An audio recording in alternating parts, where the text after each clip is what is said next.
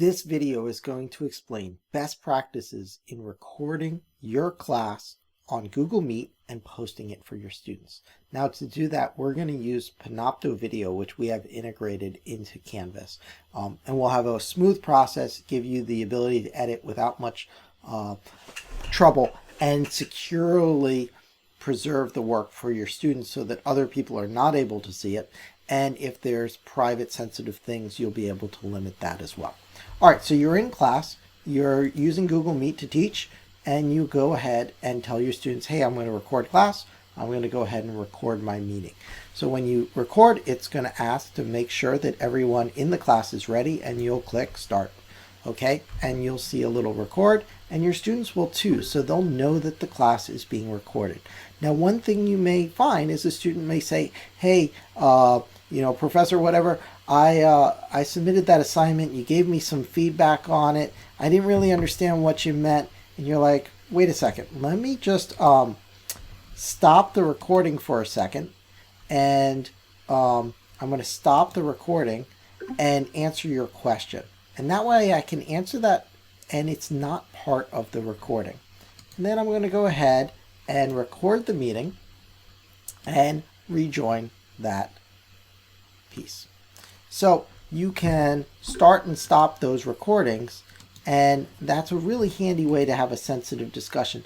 That happens a lot towards the end of a class period, right? Like those last few minutes of class, maybe you just want to stop it, answer individual student questions, and it's so much easier to take it out of the recording in the first place than to edit it out later. So that's what I would suggest. It also makes the students comfortable because they're nervous if that's going to make it into the recording. Even if you are going to edit it out, they don't know that. So clearing up, hey, I'm stopping the recording, let me answer those questions, makes the students more comfortable talking about things in class. All right, so now we're done with class and we want to deal with the recording. Well, you'll get an email in your Gmail and a link to the recording on Google Drive. When you first go to Google Drive, you won't be able to play it on Google Drive because it won't be fully encoded. You're just going to need to download it. So here's a recording from a class I taught. I'm going to go ahead and download this recording. I'll get a little warning. It'll drop it in my download folder, and there it is. It's a big old file, but if you have a fast enough internet connection, it'll come down quick. And that's actually the fastest way to do it. Is just quickly drop it to your own computer. If you're on a really slow internet, this technique may be hard for you. Okay, so now I need to get this over into my class. So I'm going to come on over to my class, and on the left-hand side of the navigation, I'll see Panopto Video. So if I click on that, I will see all of my previous class recordings, and I can post this new one. So what I'm going to do is I'm going to go ahead and upload some media. And now I can simply drag it or choose it. Now in my case, I'm going to go ahead and click choose. And I know it's in my downloads folder, and it's the most recent thing. I actually did it twice because we were testing this. And so I'm going to hit open, and there it goes. And now it's re-uploading it, but this time to Panopto. Now Panopto we have integrated in Canvas. It feels like it's a part of Canvas, but technically it's a separate product. And the folder permissions, every single time for every single class, when you use Panopto Video, it creates a private folder just for your class section, and the permissions is the permissions of the students and yourself who are enrolled in that Canvas course. Okay, so now I can close this window and I will see my the video. Now the one thing here is my students can see it too. It's shared with them now, and it may be that I need to edit this video to cut out some stuff. So there's a trick here. If you know that you need to edit some content, you're going to want to, one, delay the students see it. You're going to want to come back and edit it. If the video recording is totally clean, you're like, it doesn't need any editing, it's fine, you could stop right here and be done and be lazy, right? And the nice thing is, coming from Google Drive, the name of the file is actually pretty good because it has the date in it. You probably could just leave it as is. And I'll automatically put them in timestamp order. So if you do need to delay it, right, obviously it's processing and it's not going to let me edit this video right away. So I'm going to have to walk away and come back. So what I'm going to do is here, so I'm going to click on settings, and I somehow need to stop my students from seeing this. So here's my little trick. I think it's the easiest thing, right, is in terms of this, I can, when does this session become available? I'm just going to change this and make it available later tonight. So I know I'm going to get to editing this pretty soon, but I'll let this post at 10 p.m. tonight.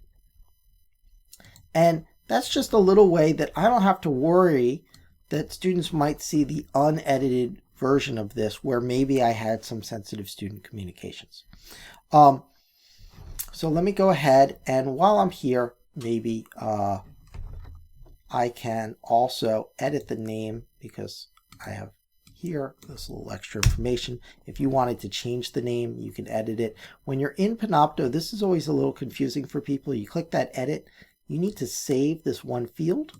So click save, and now it's instantly saved. So there isn't a save on the whole window, but when you edit individual things, you'll need to do that.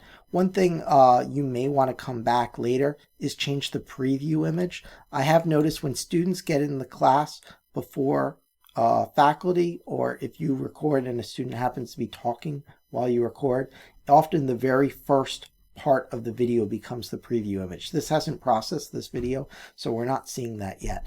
If you find it does that, you can edit it and replace it with some other video image, because students don't like to see their face right there. It's kind of embarrassing.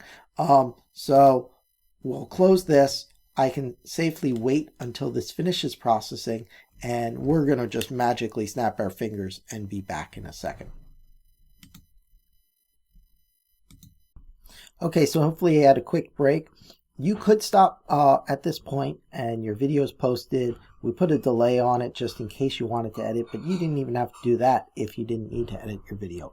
But let's assume you do want to edit your video. There's some sections you want to cut out. You know, you want to make closed captioning available or whatnot.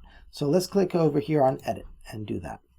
Now, Panopto has some super cool features in their editor. They have an online video editor. And besides the ability to cut out sections of the video, you also can do things like post the slides, embed quizzes, and whatnot.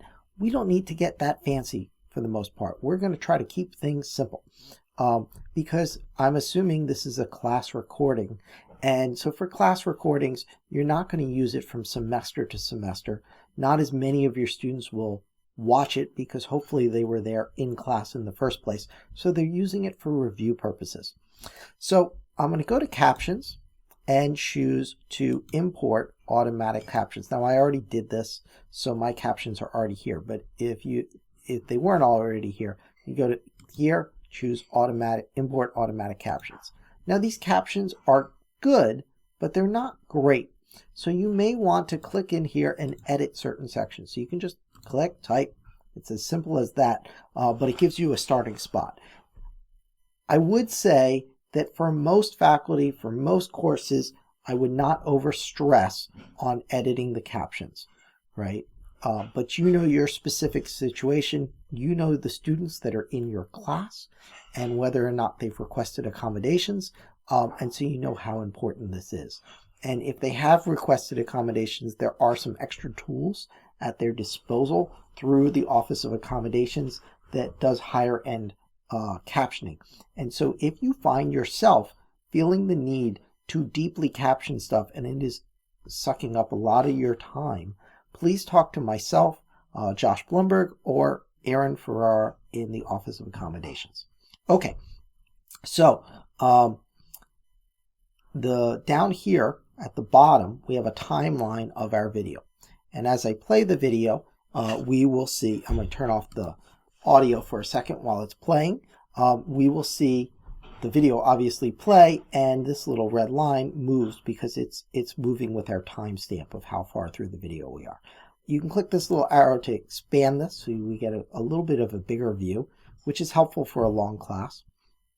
And the big thing you're going to want to do is cut out sections. Let's say you want to cut out some of the end of the video. Maybe you met with students at the end one-on-one, and that wasn't part of the lecture component. So this whole section you identify from this little dead time when no one was talking to the end, you want to cut that out, you just select over here and drag. And now we have a gray area. And the way this works is, and I will come over here and zoom in a little bit so we can see a little closer. I'm going to move my marker over here. And if I hit play, you'll see it won't actually play that gray area. When it gets there, it's just going to jump right to the end. And the advantage of that is it's non-destructive. So when you make these cuts, you can always go back. And you can see the video stopped right there. Let's say I want to cut out a section in the middle of the video, right?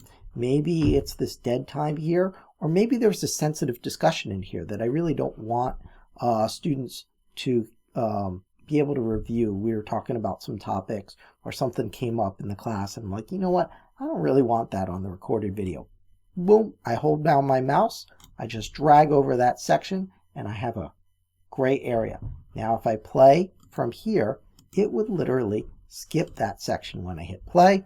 When we hit the gray, it will just jump right past it. And it's as simple as that.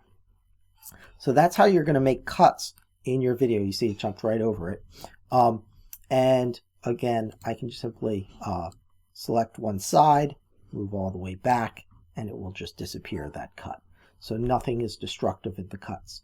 Now when you're done with all your edits, you're going to click apply up here, and that will apply your changes. Now in my case, I actually do want this whole thing in here. So I'm going to move to the end, and I'm going to hit apply. And now I'm applying my changes. It will take a little bit for that apply. It'll say changes applied, close the editor. I'm going to say okay. I like the editor closed. Now it will come to this view. In this case, there was no cut, so it posted really quick. You can see the closed captioning at the bottom. So there's a really nice player that the students have. They're fully searchable. So from this Panopto video link, right, students can search for a search topic, and we'll search the text of the closed captioning. So anything that was said in the class, you'll start to find those timestamps in the videos. So if I search for a word like lists, every single time the word list was used, I find the timestamps, and students can jump right to those sections, which is really cool. The other thing you might want to do is let your students know about the video. You could just tell them that all the videos for the class are in Panopto Video. That's what I personally do at this point. But if you're anywhere in the editor, just hit plus announcement or plus on an assignment, a page, whatever, right? So here I'm going to create a new announcement. Anytime you have this rich content editor here, you will get a little Panopto Video button. I click there, and you will be able to easily pull in any of the videos. So here's my last class. I will choose that and insert it. And now there it is, embedded directly with a player in the announcement. That's pretty cool.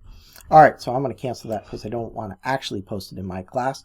And I hope this video helped you, and happy using Panopto.